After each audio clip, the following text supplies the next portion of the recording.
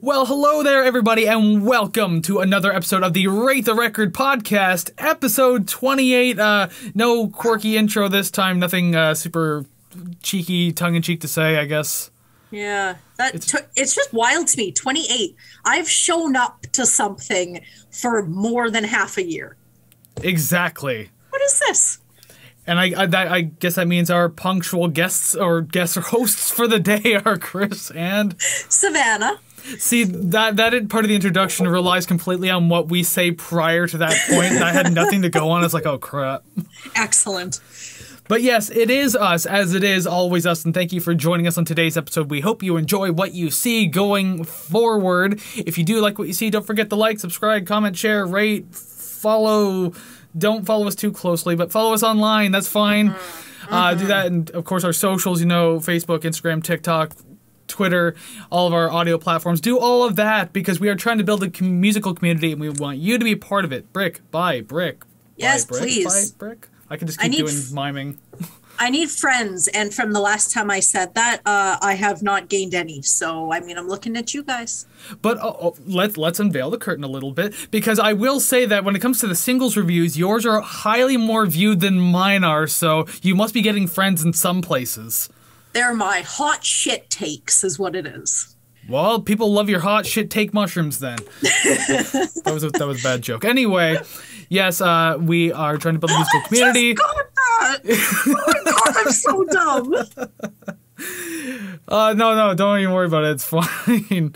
Okay, continue on. I'm so stupid. Who would take shit take and shiitake? It's fine. Doesn't really matter. Anyways, yes, musical community building. If you like this, then you'll definitely want to be a part of it. You can do that. And also we have the Ko-fi page you can donate to, ko-fi.com/ratetherecord down in the description below of your audio or video platform. If you want to donate financially, completely optional. All the content's still free. Just another option in which to do so. Yay. You gonna survive? No, I still find that very funny. I would say you look a little misty-eyed, so I think it's like making you cry at this point. I'm trying my hardest. Oh my god, I'm sorry. That was the worst kind of joke that just makes me laugh and laugh because it's so bad, but it's so good.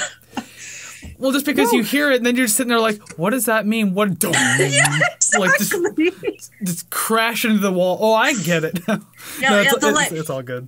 The lightning bulb lit, and then it crashed on my head. I can't tell you how many times it's happened to me in the past, so don't even worry about it. All right. But yes, today's show, episode 28. Today is a listener request episode.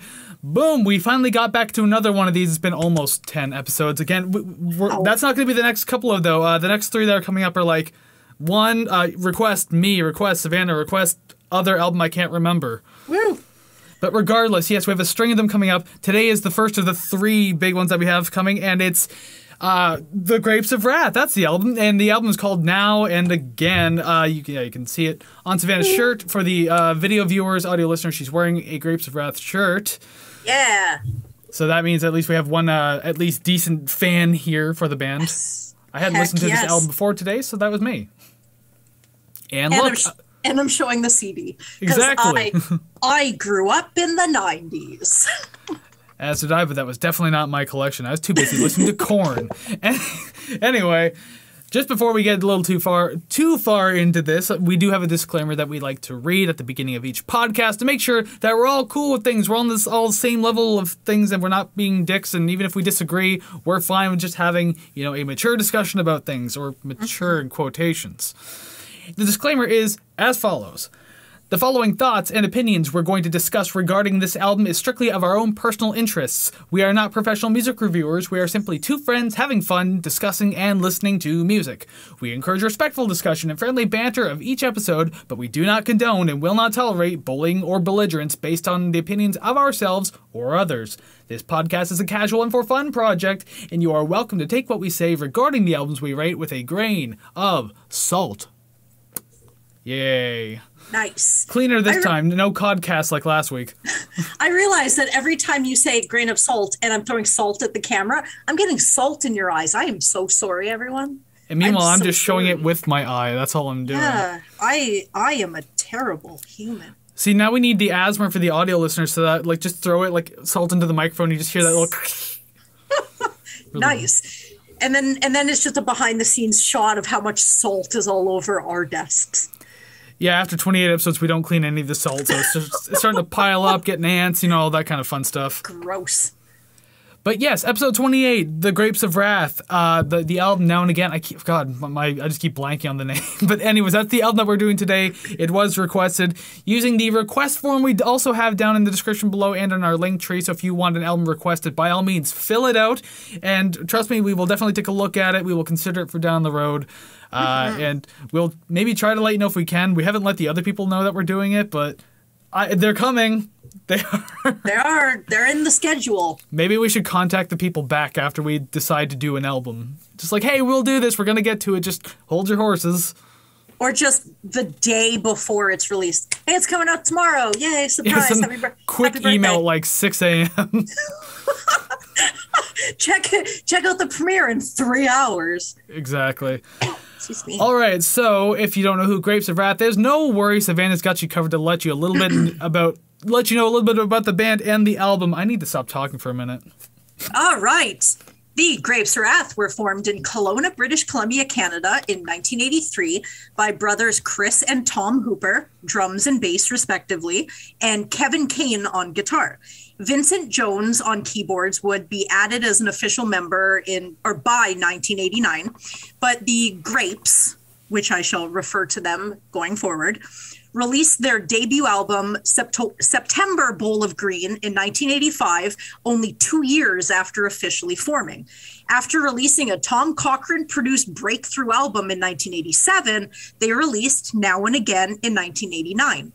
By 1992, the Grapes had released one more album, and due to creative differences, Kevin Kane left the band and the remaining members continued on as Ginger, which I have their signed album as well. For the video viewers. Many reunions have taken place throughout the years, none of which have involved keyboardist Vincent Jones. The Grapes of Wrath, as of recording, are still together playing shows now and again. Wink. Okay, so you did the pun this time. I don't have to do anything. Yeah, no. I'm well aware. Speaking of, Now and Again was released on July 24th, 1989 on Network Records and was recorded in a reportedly haunted mansion in Woodstock, New York. Produced by Anton Fier, Now and Again has been certified platinum and is the Grapes of Wrath's most commercially successful album to date. Now, I don't know about official singles, but Wikipedia doesn't list any of them, and I didn't see any on their website. But all the things I wasn't, what was going through my head, and Do You Want to Tell Me all had music videos, and I'm pretty sure the aforementioned first two were singles, but don't quote me on that. Unfortunately, there's not too much information on that. But All the Things I Wasn't was nominated for a Juno, which is pretty much a Canadian Grammy, for Single of the Year in 1990, and that would be the only nomination they'd get for any album or song. Well, I mean, it was a hell of a song to get a nomination for then. Oh, yeah. It's, less than 3 minutes? So, oh, yeah. good. It's 2:50, whatever. We'll talk about that when we get there anyway. Yeah. It's pretty short. But they recorded in a haunted house, and they had a guy, Alan Fear was his name? Yeah, so it's Stop. Anton Fier. It's F-I-E-R. It doesn't matter. It's pronounced Fear. That's enough.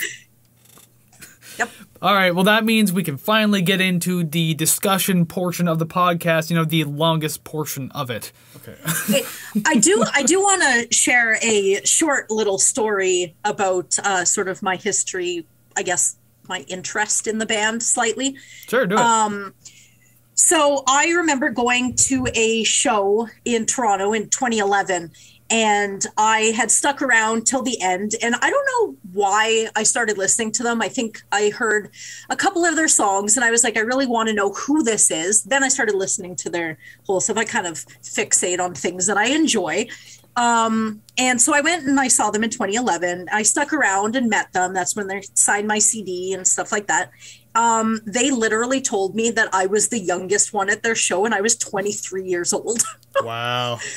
I also wore this shirt to a 5440 concert because I thought, West Coast Canadian, I'm just not going to wear the band's shirt at the band's show.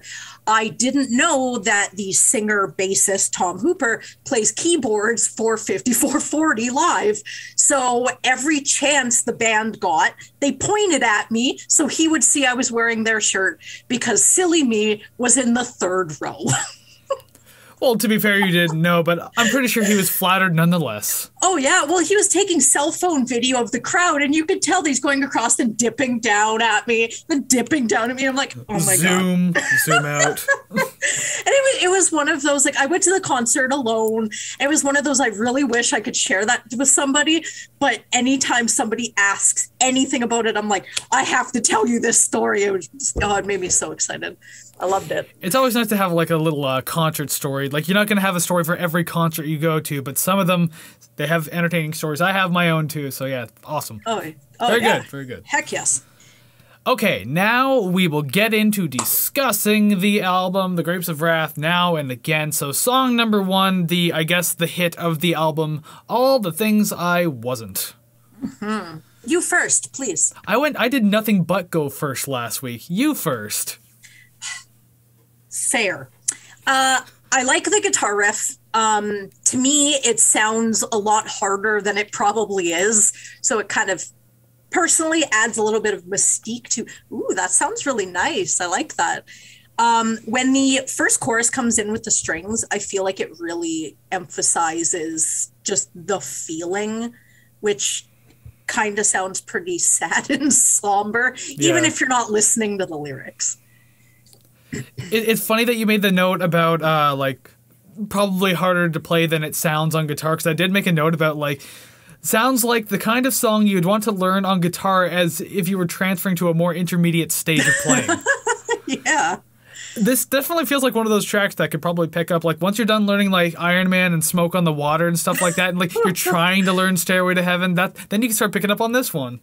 Yeah, and you're sitting around the campfire and everyone's like, ooh, nice. Thank you for not playing Wonderwall. Ooh.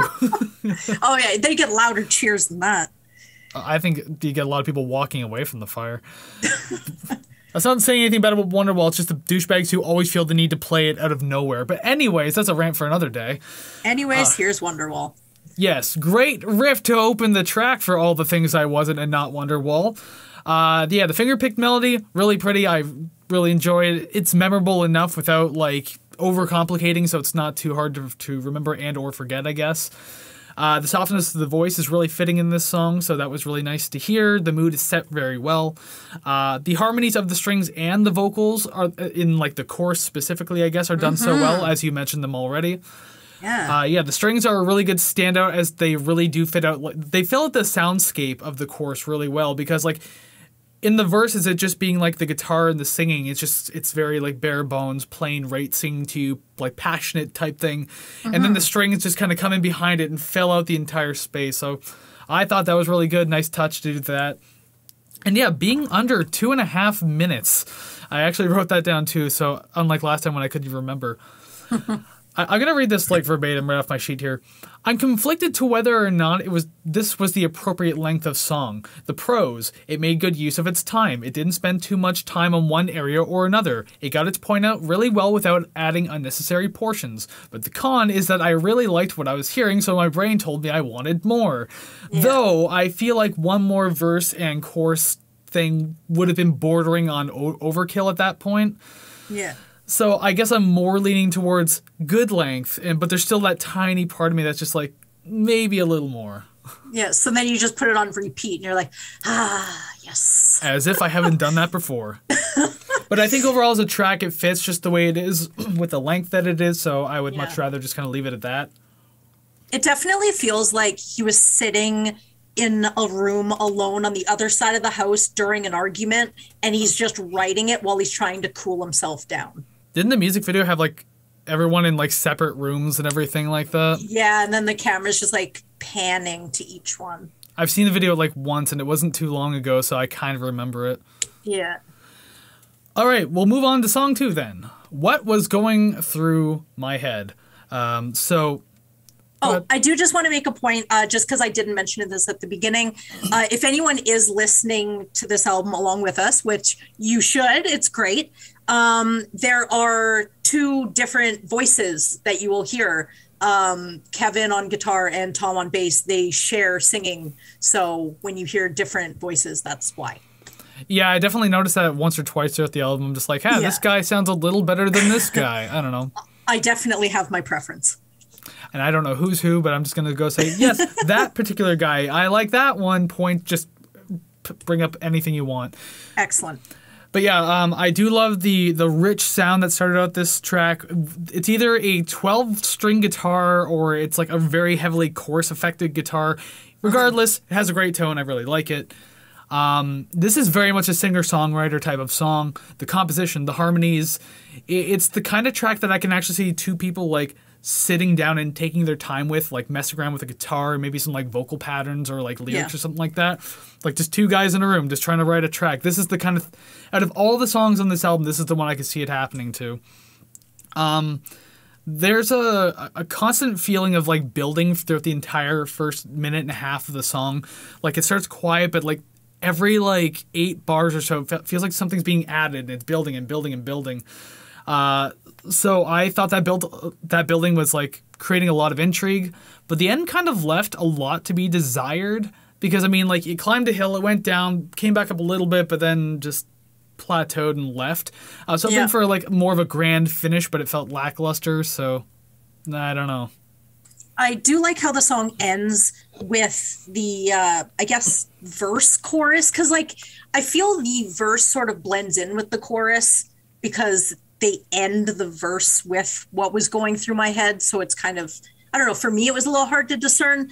But at the end where they're just sort of doing the vocal melody, but do, and then just kind of vocalizing over it, that was nice. But yeah, like them leaving on the do, and then you're just hanging there and then it ends and you're like, can I come down now? Missile funnel horse, I'd like to get down now. Yeah, and it's just like, oh, I'm like stuck up here. So I definitely know what you mean with that. Speaking of vocals, like I had mentioned, this one, Tom Hooper sings, I find he has a little deeper sort of, I don't know, a more filled out voice, and I prefer that. So this being the first one on the album, maybe a little biased, but I like it. 1 point ahead for that reason. But yeah, like you had mentioned about the previous song, I find that the strings in this one sort of give it a larger, it takes up a larger space as well. And I don't know if it's just strings in general that I'm learning sort of do that, but I'm really enjoying how much it adds bulk to it. It's like fiber. I love it. As long as there's more than one of like whatever's happening, be it like a, you know, violin, viola, contrabass, whatever the hell is being played, cello. Yeah, whenever you have more than one of something, like be it like violin, viola, cello, contrabass, if you have more than one of them playing at a time, then chances are it's going to fill out that soundscape really easily. Yeah. Whereas like if you just have the one, it's more of like, you know, country folk stuff. You might hear a violin or a fiddle in the background. Yeah. No, you need like a whole chorus of them type thing. Yeah, I'm learning that I really like that. It adds more than it detracts, and I like that. I'm learning something. Yeah, depending on where you put it in, I guess. Like, it's not going to fit everywhere, but yes, it can work very well. Yeah, I liked it in this song, and like I said about the verse and chorus, to me sort of sounded a little blended together, which may contribute to the fact that this is just over 2.5 minutes. Yeah. Another short one. But I actually like that. I like sort of throwing in the song title at the end of the verse rather than building the chorus around it. It's something different that I don't hear very often. I suppose, but the note about it, like things kind of blending, the verse and chorus kind of blending in with each other, that I feel like that happens more than once in this album, and it gets a little tiresome, but I'm pretty sure I'll bring that up when it happens. Well, with the first song, you know, we're still riding on the jolly, so we'll see how it goes. We will see, I guess. Well, we can see with song number 3 now. Do you want to tell me? And do you want to tell me what you think about this song, Savannah? Yes. Anyway. Okay, so I find this song beyond catchy, although this may be my 20,000th time hearing it. Now, like I've said many a show, and I literally have no intentions on learning anything aside, like learning anything, what does this guitar pedal sound like or whatnot. So I don't know if it's delay that's at the beginning of this, but I'm into it. I like it. It's nice that the intro riff is used again between the chorus and the following verse. And it's not the basis of the song, because I feel like it would get stale and annoying really quickly. So the fact that they touch upon it in between is nice. It's kind of like, I don't know, like a commercial between TV shows. You know what I mean? I don't know. Yeah, I like that. That was pretty cool. Well, I noted that this was the first song when we finally truly get that alternative sound on this album, considering that they're like an alt-rock type band, late 80s, early 90s type thing. So this is the first track where that finally stood out. Stood out, I should say, and I was just like, yes, finally. Let's see where this is going to lead us now. Will this lead us into the 90s? Because it was 1989. But anyway, I feel like everything was mixed like really loud on this, with the exception of the bass. It sounded like it was like quietly singing along in the background while everyone else was like right there at the mic. Yeah. So I don't know. It bothered me a little bit. I was just like, you mixed everything loud enough, but then you had to like push that back. Why'd you have to do that? This isn't Metallica. This isn't And Justice for All. There are these like organs. Like there's an organ in the background, like pretty much the entire song, but these like little stabs that they have every once in a while, like these quick trilling notes and everything like that. I thought that was a nice touch to add in the verses.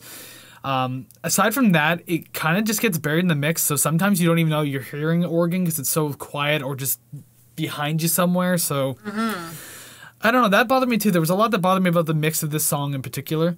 The verses were far more exciting though than the choruses, because like the choruses kind of felt a little irritating to me, I'm not gonna lie. Oh yeah.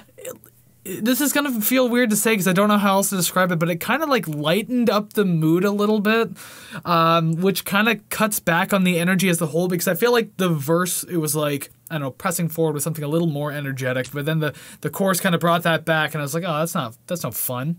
Yeah. Don't stop me now, I'm hyper. I feel like the verses definitely have like a vocal tempo that the chorus sort of jerks back on and sort of pulls the brakes. Is like, no, stop singing so fast. So yeah, it kind of cuts it a little.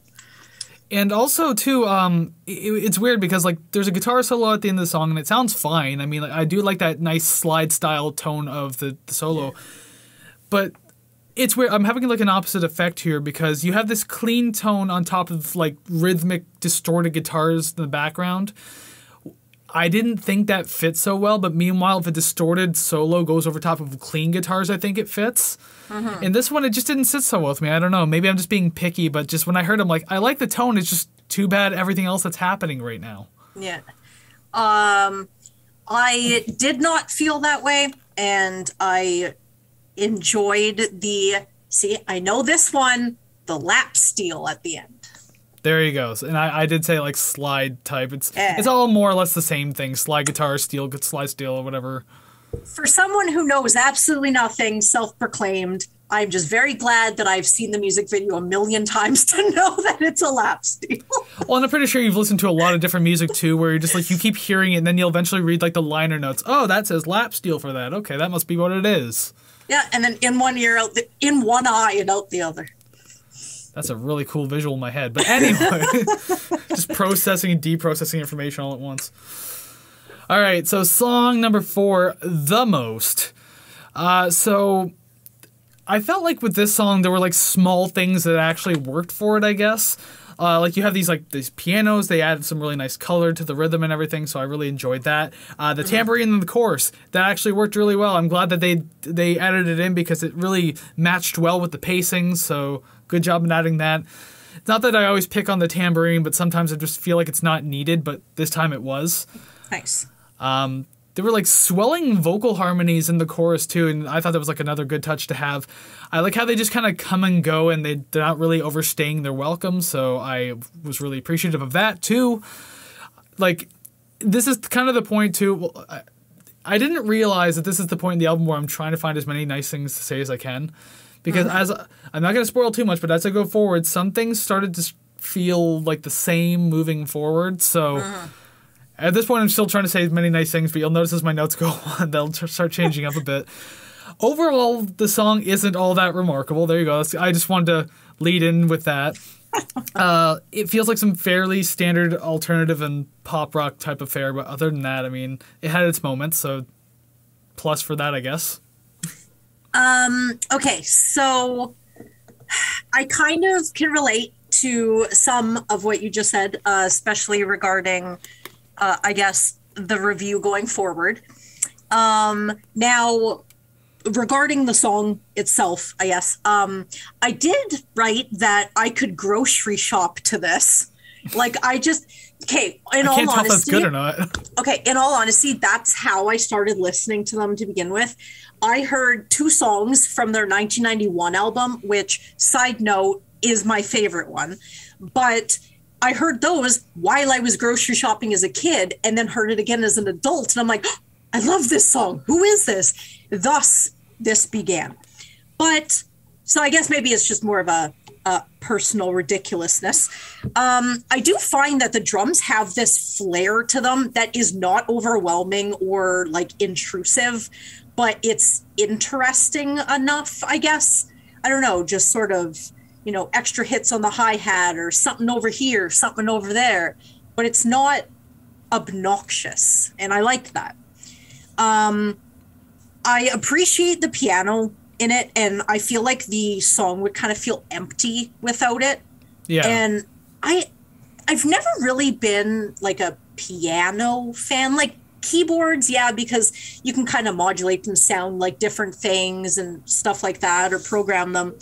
But like the actual just straight up piano sound, I'm like, this is not that bad. Okay, so now I got a couple other things. Alrighty then. I was having a hard time reviewing this so far because I felt like I didn't really know what to say. And if you've listened to this before, and Kris, I've told you that I just write my thoughts as I listen to the song. So that was my 3rd note. So I'm like, oh no, oh shit.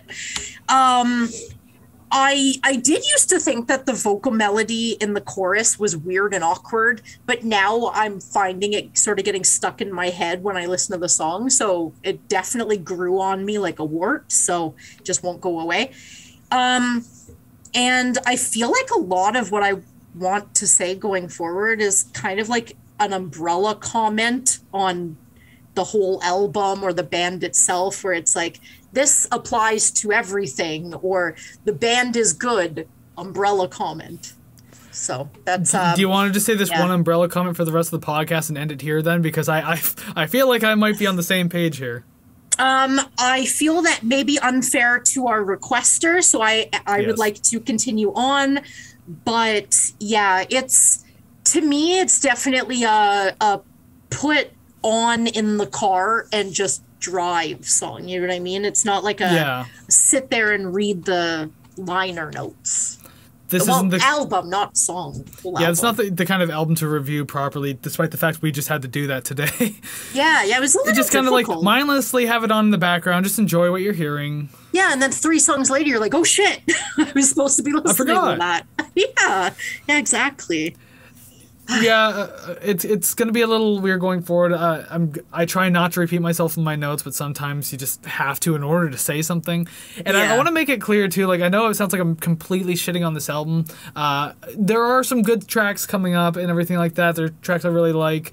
And, I mean, there are some really good moments on this album altogether. So I just want to let everyone know, like, this isn't like a Brooks and Dunn situation where I'm just like, here's the next one, here's the next one. Oh, God, we're done. Thank you. There's some songs in there that I liked. You did, because you rated it a lot higher than me. Yeah, I did. Quite obvious. When we were doing Brooks and Dunn, I was thinking to myself, song number 5, I'm gone. Oh, there God. You go. That was kind of a bad transition pun, but I did it anyways. I was just thinking, oh, there was a song on the. I looked down at my notes. Oh God, he's making a stupid pun again. You're welcome. For calling it stupid, you can go first this time. Okay, Punished. so beginning of this song, I hear a piano and an organ. Is that like a bi-level keyboard thing? Can you do like organ organ piano? Yeah. I mean, you could probably have two synthesizers stacked. I mean, you could have them next to each other. I mean, because I've seen it like one whole like wooden case where it looks like a piano, but there's two. Yeah, I mean, different models can do that. Cool. Yeah. Yeah, I like the intensity that the electric guitar brings over the acoustic guitar, and I always enjoy when the guitar and the drums hit a note at the same time. When it's like at the end of a line or something, it always adds that sort of emphasis and that punch to it. A bit of an accent, yeah. Yeah, I always enjoy that. I don't know, it just makes me go, whew, I like that. Yay. small kid clap. As long as it gets you excited, that's all that matters. Yes. Perfect song, I guess. For me, anyways, I thought this immediately felt like a slowed down continuation of the previous track. Yeah. Like, it just kind of blended in, and I was like, I don't know how I'm going to feel about this one then if this is just like an extension. The acoustic melody and the verses were a nice addition, I guess. It gives the song a little more character, so it at least had that running for it. The addition of the distorted guitar was a good choice, so I also agree with that too. I enjoyed that. It was a little heavy in the mix at times, though, and so I kind of kept taking note of that. Like, it wasn't all the time. It felt like it was either at some points too loud, and then not that it got too quiet, but at least pulled back. I don't know. Maybe it's just me. Maybe I'm just too sensitive to it. I don't know. But it definitely added a feel. I should kind of emphasize on this point a little bit, because this whole song kind of felt like... it felt like this song had like a feeling of longing to it, I guess. Like, just the way, like, not even going by lyrics, just like the way the composition is. Felt like there was like a feeling of longing musically, and then the distorted guitar on top of that kind of added a feeling of desperation on top of it. So it's like a section of this longing that you have, like, it gets to the desperation point. Mm-hmm. And so I thought that was really cool. Just obviously added like more emotion to what was already being like given out. So I thought that was cool. Yeah. But again, nothing really too outstanding about this track other than that. But I did still enjoy it for the most part, like more than the previous one. So at least it had that going for it. That's good. So with your comment about the bass seeming a little quiet, I definitely felt that in this song. I wish I could hear more of it throughout. I hear it during the bridge solo and the intro, but during the verse chorus, I could feel it, but I couldn't hear a damn thing. And I was very slightly disappointing. And I found this song very chorus heavy. Like, it felt like there were so many. I didn't count, but there were just far too many choruses. I'm not sure, but there's some songs on this album where, like, I couldn't tell where the chorus would begin or end.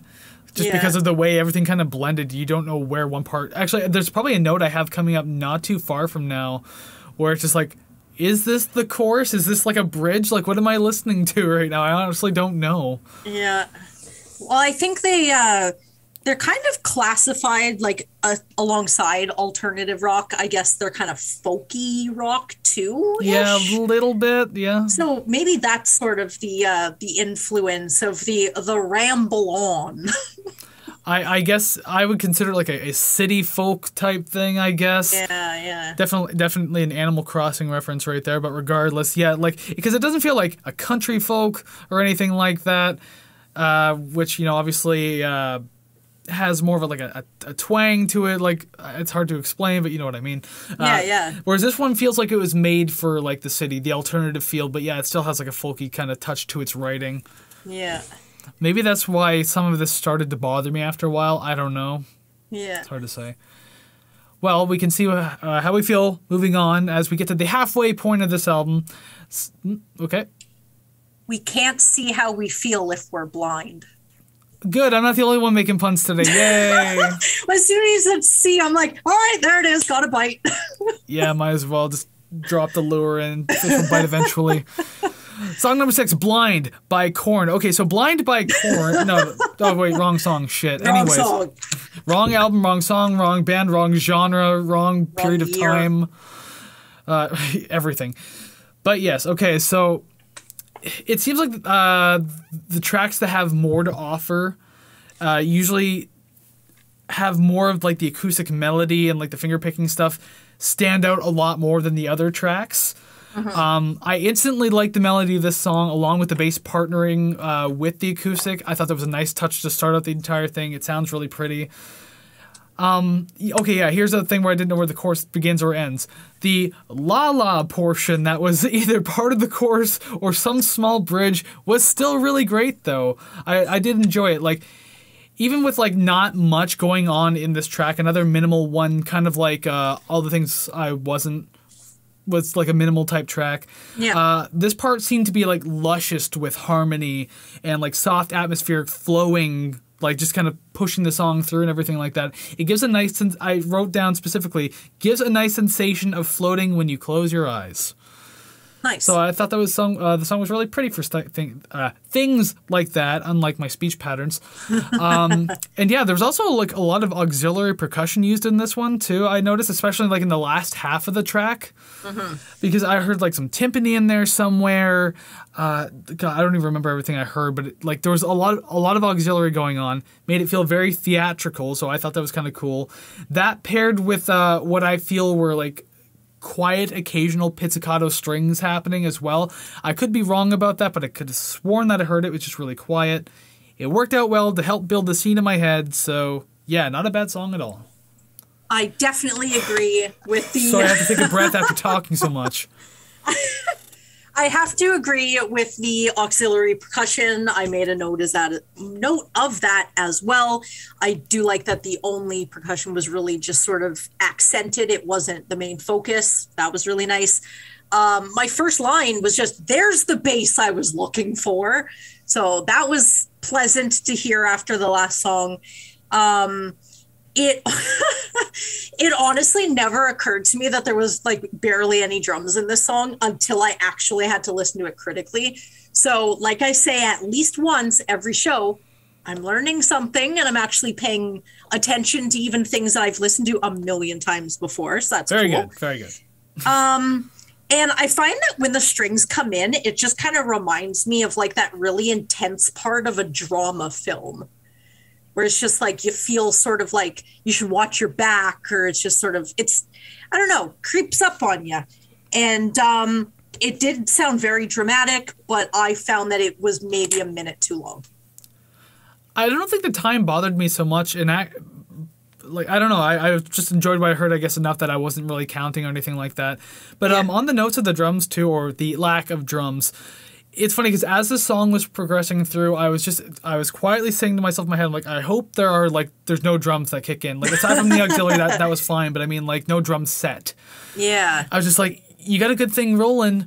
Please keep rolling with it. And it did. Thankfully, there was no drum. So, I mean, good to know when to drop off that point in the album when you don't need it. Because obviously, there's a lot more drums coming up. So, it's nice to have tracks like this. It's okay. It's fine. Yeah, it's like a little freshener, you know? Kind of clean your palate a little. Drummers need a break, you know. Yeah, exactly. They're the most active members live on stage. So I mean, like, unless you have a lead singer who like sprints across stage or picks fights like Axl Rose does, I don't know. Yeah, like you could literally just throw an octopus at a drum set and you're good. Essentially, yeah. Or use two octopuses to actually play the drums and just a big sloppy wet noise. That is some experimental stuff right there. Or they got like 8 tentacles, so you just put it between your two hands and like spin the octopus really fast between your arms, and just all 8 tentacles like do like a blast beat on the drum. I was thinking of an octopus drumming, not drumming with octopi, but yeah, we can roll with that. That's fine. That's fine. This goes to show you where my head is versus where yours are. We have like 2 very different ideas of what the hell would be really funny at a concert. Well, I wouldn't want to buy new drum heads because they got slime all over them. So I am cheap. Well, then you just use the octopus as the drum head and you beat your stick on it. Okay, I gotta stop. You know what? I like ya and I like this podcast, but I don't know if I want to stay. The next song title. I'm just taking a minute to process that while I like swallow my anger.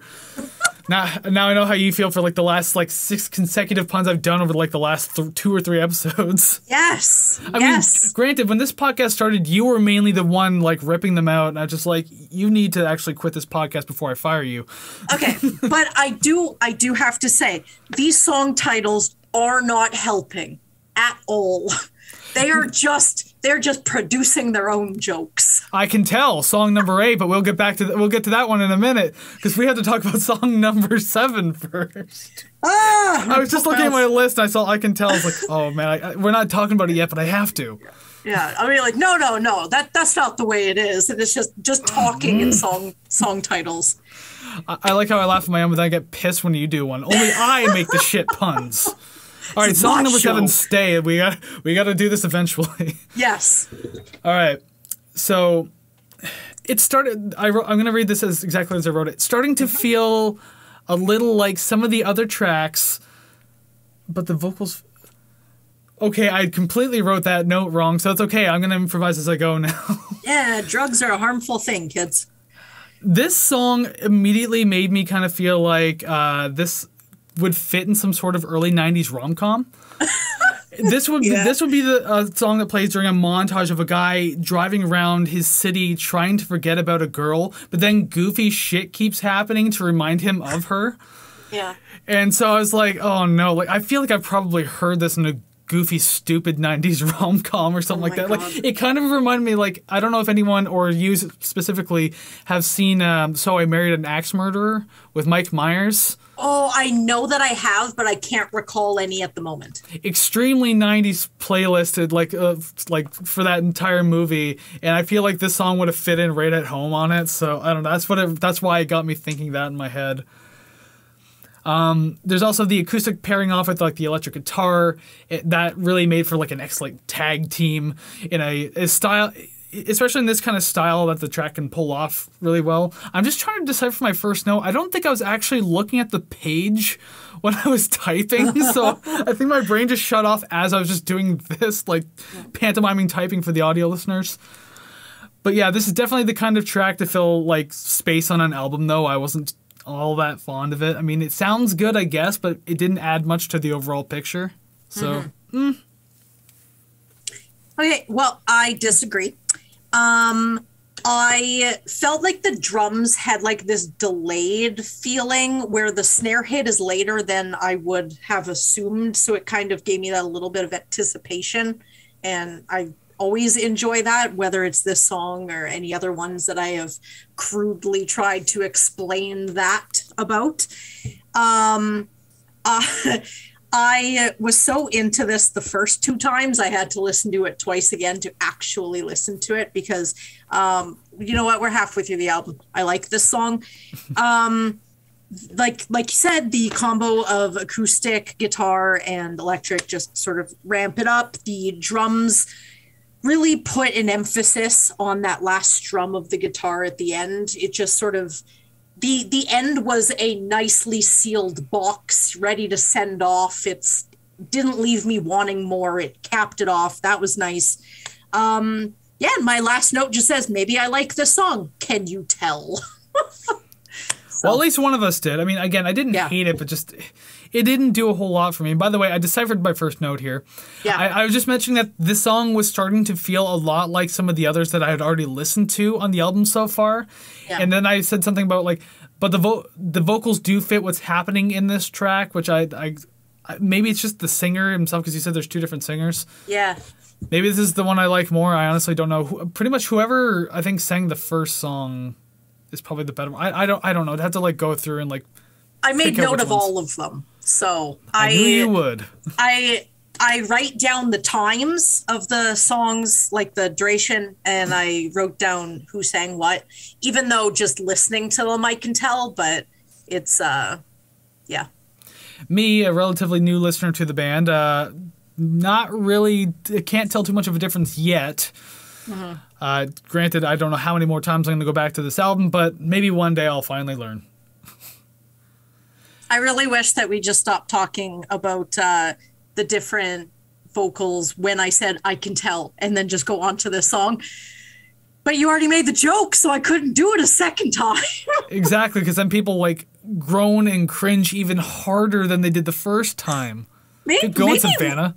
Maybe this is why everyone is just like, you know what? We're sick of their stupid, dumb jokes. We ain't listening to this. Hell no.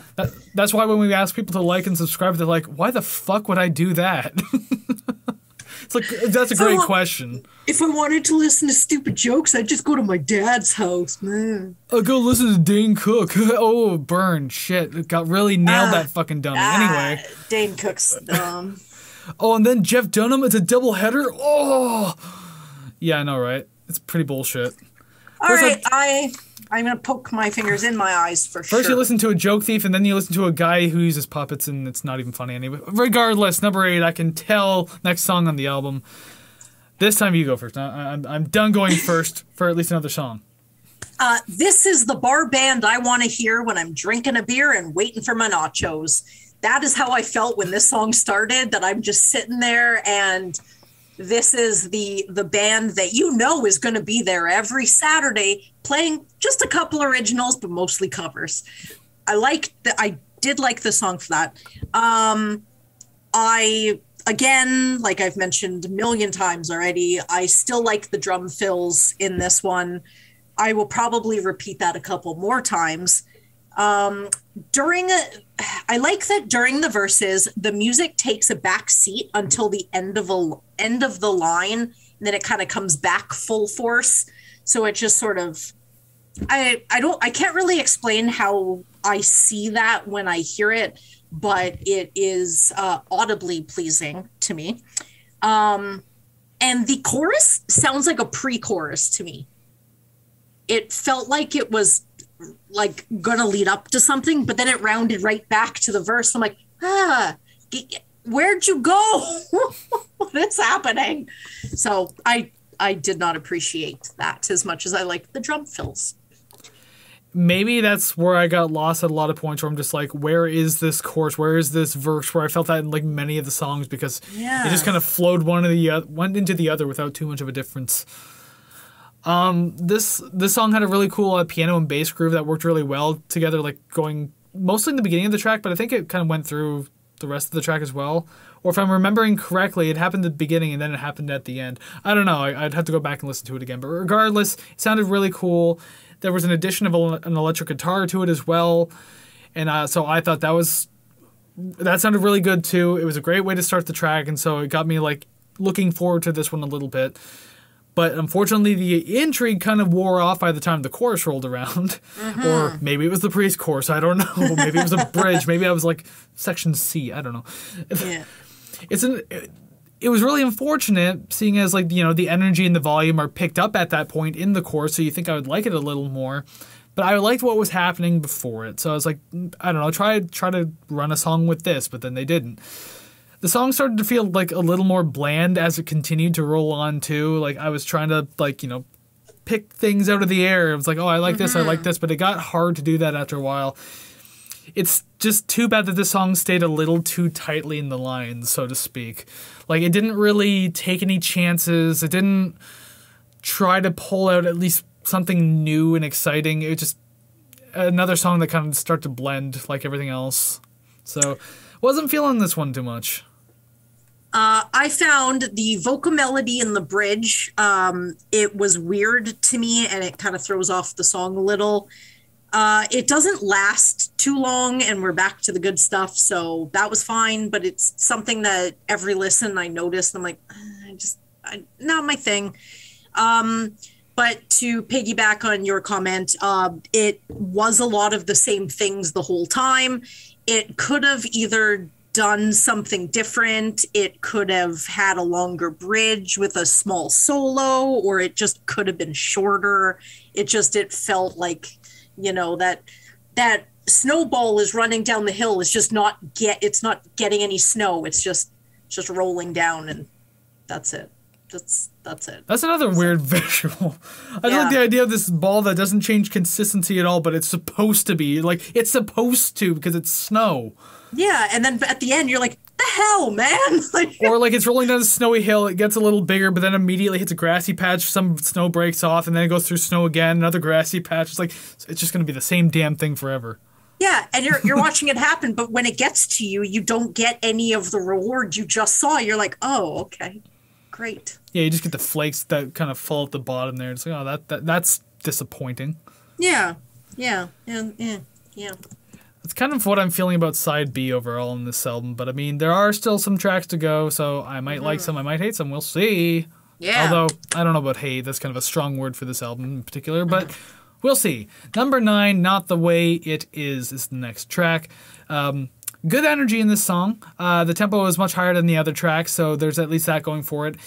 But it still doesn't sound all that much different from the other tracks. We are still in blend mode here. You left the blender on, walked out of the room, and just your smoothie is now just slush whatever. It's not even good anymore. Yeah.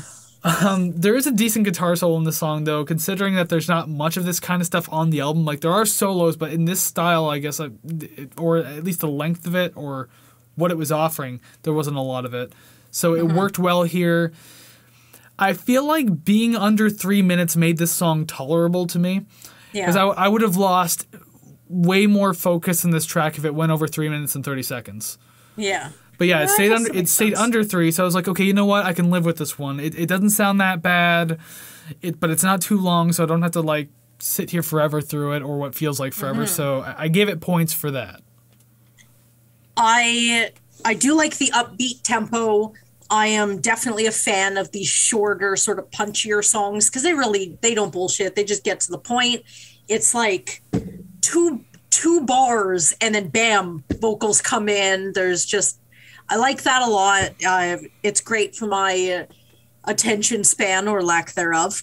Now, I don't know if I'm just deaf or if I have state-of-the-art headphones, but it kind of sounds like different tracks are mixed on different sides, and it's kind of weird to me, and I can't put my finger on why, where it's like you'll hear like a couple cymbals in one ear, but then different ones in the other ear, and it's just, I don't know, it doesn't give me that surrounded feeling that maybe they were going for.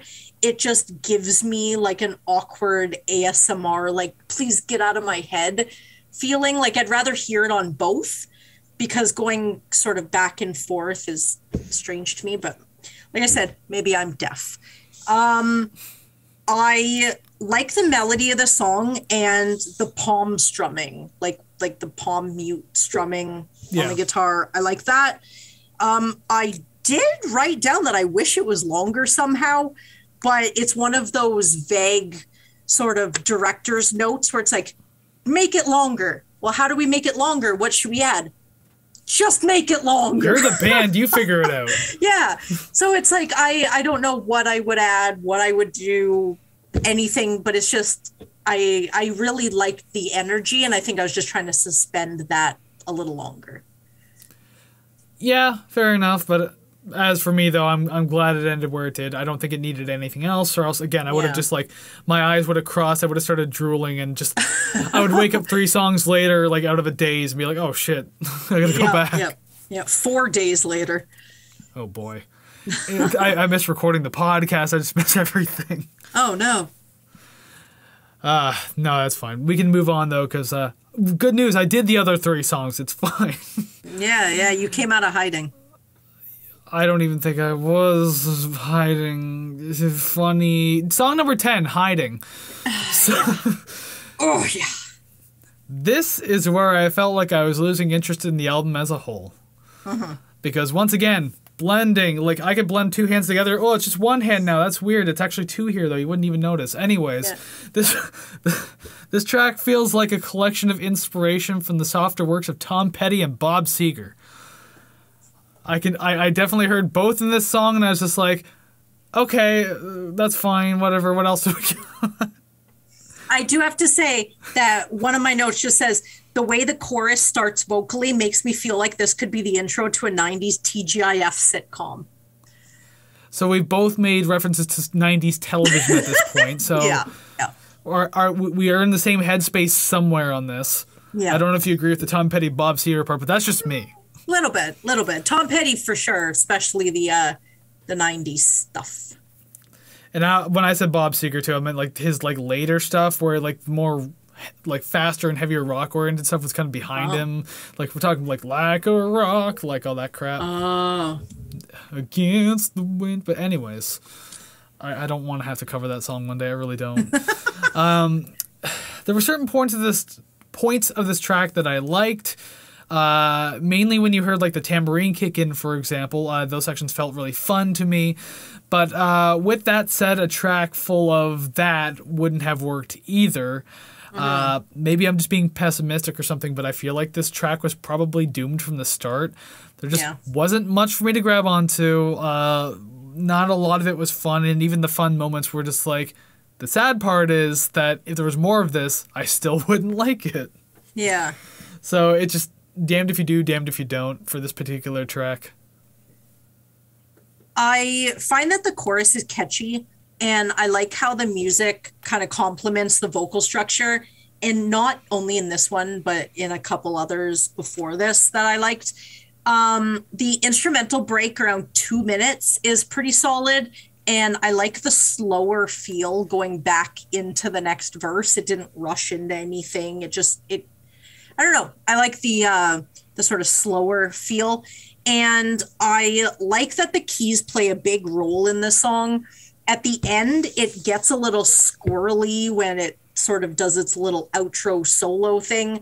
It kind of reminds me of like a guitar solo where you're following like not closely, but I guess close enough to like the vocal melody or the sort of bass riff, the bulk of the song. And then they're like, oh, I have the stage now. And then they start just doing whatever guitar wankery they want. I kind of felt a little bit with that, with the keyboards. It comes back real quick, which is fine. But just sort of hearing that, I'm like, ooh, it sounds like he was just going to go for it. And someone was like, no. And then he's like, okay. And then goes back to what he was supposed to be playing. I swear I felt that on this album, and I think maybe even parts of the album we did last week too, the Kevin Gilbert one, where I was just like, certain parts, like there was a part in the Kevin Gilbert one where I was like, certain parts felt like they could have done more, but then it's just like, no, they all stayed shy behind the curtain. None of them wanted to go like do the solo. Yeah. And like so the conductor like opened the curtains, he's like, stop it. And there was like, okay, fine. I'm plugging your mic. I'm calling your mother. She's in the audience. Even better. But yeah, there's moments like that on this album too. It was kind of sprinkled all over the place. Mm-hmm. But we can go on to the penultimate track. The time is here. And I straight up said, I'm honestly running out of things to say without repeating myself. A lot of this album feels like variations of itself. Yeah. Like, this song was just another one of those things to me. And I said, the only real note I have after that is, again, the piano is well done. Glad it was given something of a solo portion. But other than that, this song is just another ingredient in the perpetual soup that is this album. Mm-hmm. There's a lot of grapes in this soup. Well, I was going to say, if anyone knows what a perpetual soup is, I personally think it's a gross idea, but that's what this album felt like to me. Perpetual soup is basically like a cauldron of soup that's been like cooking for a long time. It'll get kind of empty, but then people just add more ingredients over time, and it never empties. It's just constantly always cooking. It's called perpetual soup, and it's like a medieval thing. They did it in Japan. I mean, but regardless, yeah, that's what this album. I had to use a perpetual soup reference. I don't know why, but I did. Yeah, that's a gross idea. I've never heard of that before. Gross. Yeah. You first note. Okay, and I noticed that I'm laughing just right before I read a stupid line I wrote, because just going forward, there are a lot of them. You rhymed over with over. Oh, why? I did that with Brooks and Dunn, okay? I shit all over those rhyme schemes. I almost had a whole separate portion of the podcast just talking about the rhyming.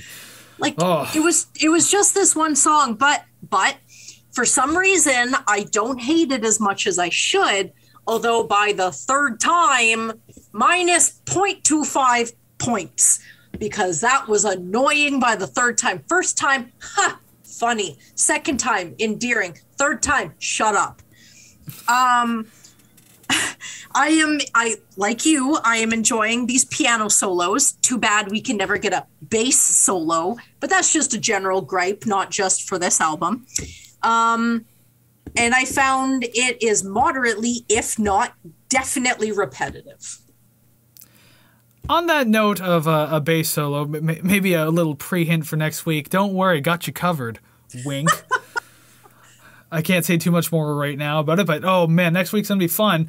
But for now, we still gotta talk about this album. But yeah, this just wasn't doing it for me in this track. Wasn't particularly fond of this one.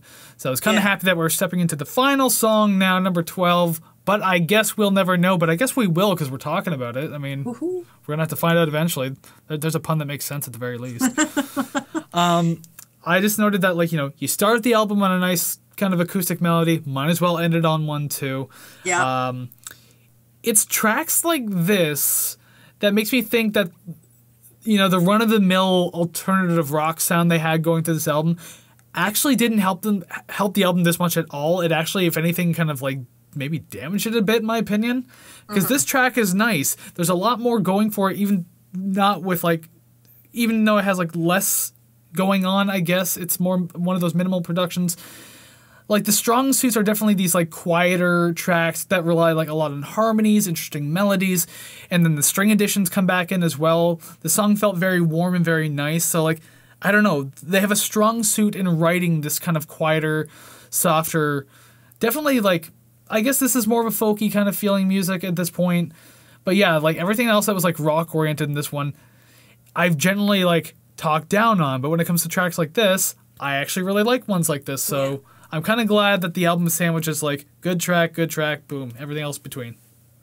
Okay, now I don't want to jump ahead too much. I know we're at the last song, but you having said that, I'm going to go ahead and make my album prediction for our matches, and I'm just going to go ahead and say 0.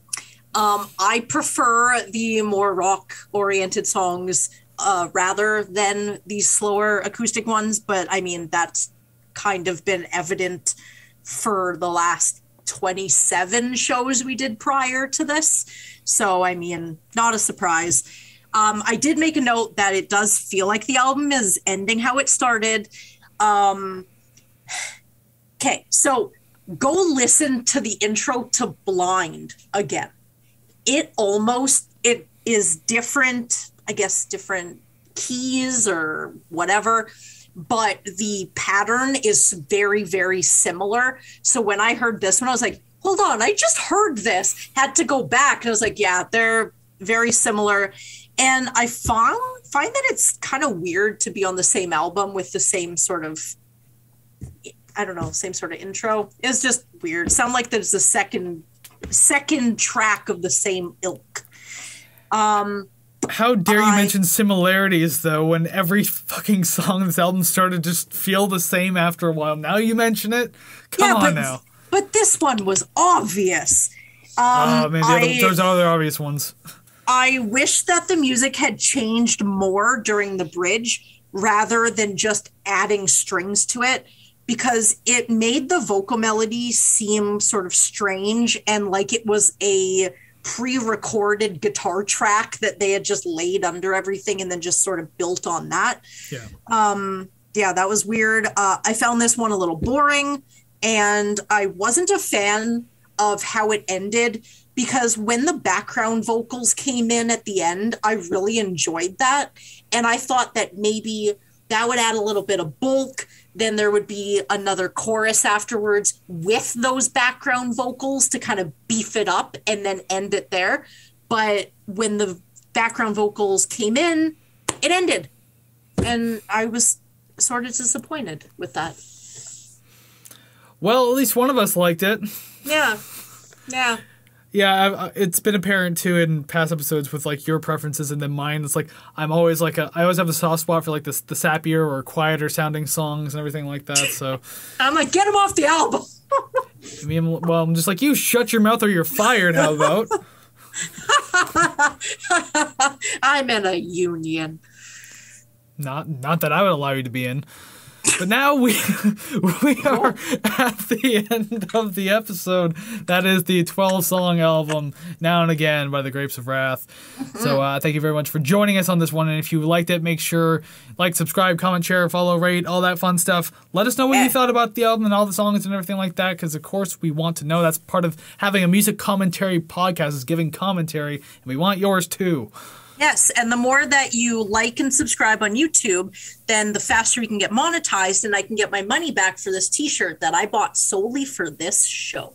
Yeah, and eventually she'll give it to Value Village when she doesn't want it anymore, and then you can buy it for $2. Yeah, and any pictures you have seen from 13 years ago of me wearing this shirt, that wasn't me. It was someone else. You will literally go through an entire photo album, just like cut out the face or like put another face on top of yours.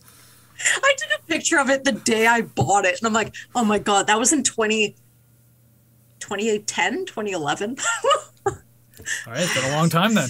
I'm old. But yes, that was the song discussion portion of the podcast. Now to part 2, where we rank the songs. Now, on our request forum too, I'll mention this, although the person who requested this one didn't do anything like this, but on our request forum, when you're requesting an album, there's an optional portion that tells us, that asks you, tell us like how you would rank the songs, how you would rate the record and everything like that. And for the other 2 coming up, I could tell you that the people who requested it actually did that, so I will read that, but just unfortunately the person who requested this one didn't do that, so I can't like throw in their quote-unquote canonical ratings, I guess, although it wouldn't be like part of like podcast history, I guess. I don't know. Yeah. But regardless, just saying, if you request an album and you can rank the songs yourself too, and by all means I will read them on air too. And they wanted to stay anonymous, so we can't even shake their fist to their face. Well, you just did it. You literally just did. Yeah, but they won't know. Take that, listener. Yeah. Your name Avid listener. First name Avid, last name Listener. Listener, Avid. So just start calling them Al. There you go. Thank you, Al. Yeah, so that way, no, you have like to have a genderless name. I don't know. We're not going to discuss that anyways. It's time to rank the songs. Yes. No more diverting. We can do this right now, because above our heads, boom, the graphics have changed. There are names, there are numbers, but there's going to be even more words there momentarily as we add songs to those numbers. As per usual. So yeah, let's get this started then. Let's see what fell where. Oh yeah, by the way, I guess you said 0. Yeah. I wanted to wait until we got to this point to make this guess. Now I'm looking down at my list, and as you're talking about some songs, I'll either put a check mark, an X, or a question mark, like of what I think will match. Yeah. 2 question marks and the rest are X's. Yeah. So questionable on my half. So potentially 2. More than likely 1, probably 0. I think our lists will be inverted. It might be. Yeah. It might be. I'm feeling it. I'm really feeling it. All right, so my song number 12, The Time Is Here. But I guess we'll never know. But I guess. Number 9, Hiding. Number 9, there's 12 tracks. Number 11, Hiding. That's what I meant. Hiding, we got one. Oh my God. And I had that one marked as an X. Yeah, dang. Yeah, no, that wasn't my number 9. That was number 11. I don't know why I said 9. I think I was looking at the number 9 on the list here for some reason. Anyways. Number 10, The Most. Blind. And I'll just put Korn next to that, because for no reason at all. Number 9, I Can Tell. Or But I Can Tell, whatever it is. The time is here. Can you tell I'm paying attention? The yes. time is here. Okay. Number 8, Do You Want to Tell Me? Hiding. Number 7, Stay. I'm gone. I said stay. Joke, anyway. I'm gone. Let me just end this call now then. Bye. All right, number 6, What Was Going Through My Head? Oh no, that's not the way it is. Not the way. Number 5, Not the Way It Is. There's the one off. I didn't like the song the most. It's going to be puns from here on out, I think. Yeah, probably. You could probably do it for the entire album if you really wanted to. Oh, yeah. Oh, hell yeah. Oh, wait, your number 5, sorry, I'm writing things right down wrong. Your number 5 was... The most. Okay. So number 4, I said Not the Way It Is, I think. I'm already confused. God, I'm so bad at this today. I'm not having a good day. So, okay, wait. My number 6, yes. I'm Gone. My number 5, What Was Going Through My Head. Regardless, above our heads, it's going to be correct because while I'm editing, I'm just going to fuck with myself. Yeah, we're loopy. Number 4, loopy. I said Not the Way It Is. All the things I wasn't. There you go. All the things. That was one of the question marks I had. Okay. Number 3, Blind. What was going through my head? What was? Okay. Number 2, but I guess we'll never know. I like the juxtaposition of that one. Do you want to tell me? No. Okay. And number 1, All the Things I Wasn't.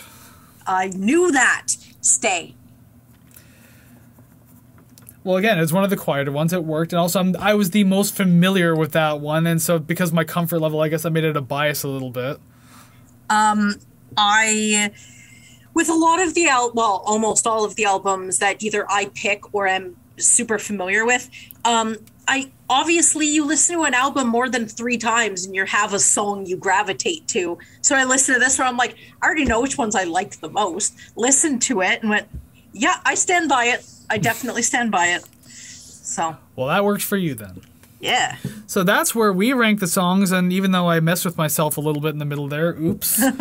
But everything's correct above my head, though, because in editing I will have gone through and done everything properly. Thank you, me, future me. Yay, thank Probably you. Literally in the next 3 hours, me, because I edit these pretty quickly. But it's now time to rate the album, the main attraction, the main course, the title feature, the marquee, whatever. You know what? Fuck it. Just transition now.